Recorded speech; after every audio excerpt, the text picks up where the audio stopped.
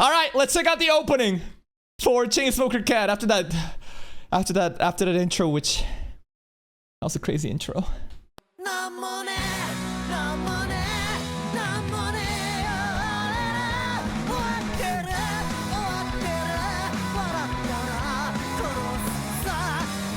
J-Rock, Cigarette Yuri. Did you go to school?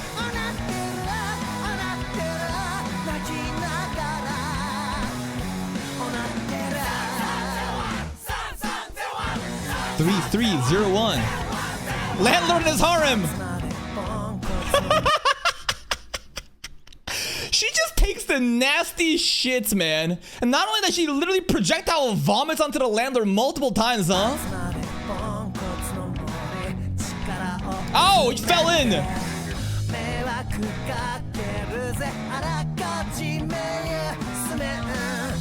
Nasty.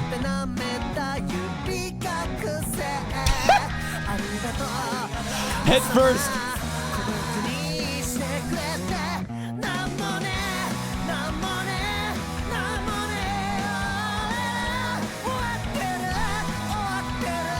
What is happening here, bro? There's like a tribal sacrifice.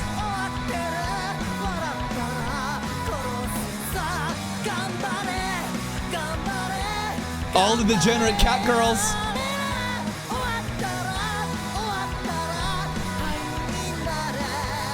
He's gooning. Ah! I saw it. I was like, nah, they showed something real quick. What was that? What did you just flash? Oh, I see. Bro, it's packed. What the fuck?